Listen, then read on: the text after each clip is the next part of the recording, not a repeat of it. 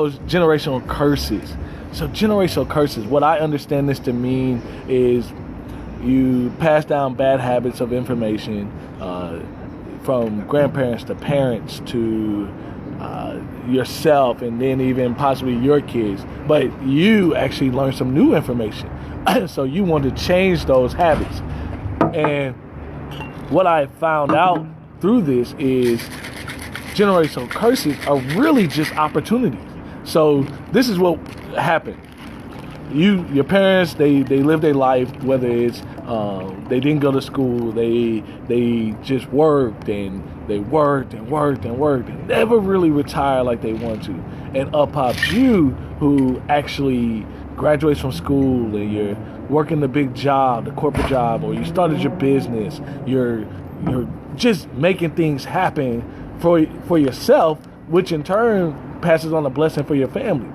But the generational curse part comes into where, hey, we never passed down this information. We never learned this information of school and business, investing, hey, networking, or starting to be an entrepreneur. We didn't learn that information because our parents did not teach us this. And they didn't teach this because, hey, they really just probably didn't know. And as someone who has a parent who's 60 plus, and my friends and even kids now that I constantly see, hey, first generation college student. First generation college student means your parents did not graduate from school. You're the first one in your family. So if you learn new information, we cannot point the finger at them for what they didn't know.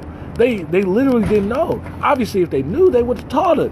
But this is what the great thing is. You have an opportunity to make a choice. You make a choice that, hey, I'm going to do a little bit better, which is what you're supposed to do. I'm going to do a little bit better with this information than my folks. And then what happens is, as you're speaking, as you're helping them learn this new information, helping them learn how to manage their finance, helping them learn to invest in themselves, helping them learn to save for retirement, helping them learn to be great people, and talk emotions, talk all this different stuff, and have these conversations.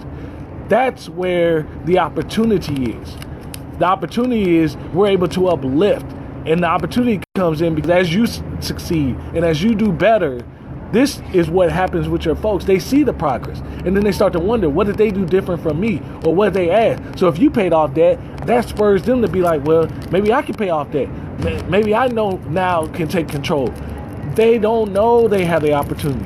And so it's our job to continue to take this information, run with it, run as fast as you can, run hard, because what you can do with this opportunity is you can transform the opportunities that will now come to your children, your wife, your husband, anyone that's coming with you. And what you want to happen is you start to control the narrative of it. So your kid goes to school, you have businesses. They study whatever they want, whether it's communication, biology, economics, whatever it is. But you have these businesses lined up. And so they take their new information and they transform their passion into your business. But what you control is you start to, because of your success, you get to control that, hey, they're not going to run into discrimination. Hey, they're not going to run into, hey, your name just wasn't the right thing on the application. Hey, I'm going to take a picture on a Facebook Live. Hey, we can control our destiny and we can make things go. But it's not a generational curse. It's an opportunity because they didn't know anything. Because if they did, if you know better, you do better. And if you do better, you change what the outcome is. You don't keep doing the same thing over.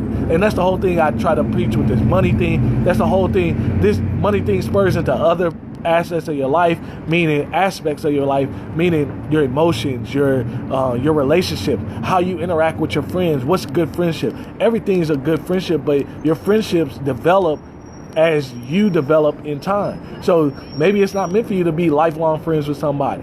Maybe you guys are on two different paths. Maybe your lifelong friend turns out to be a stranger you met in in a state or in another country doing the same thing you're doing. Maybe that's your lifelong friend. But regardless, it's not a generational curse. It's just an opportunity.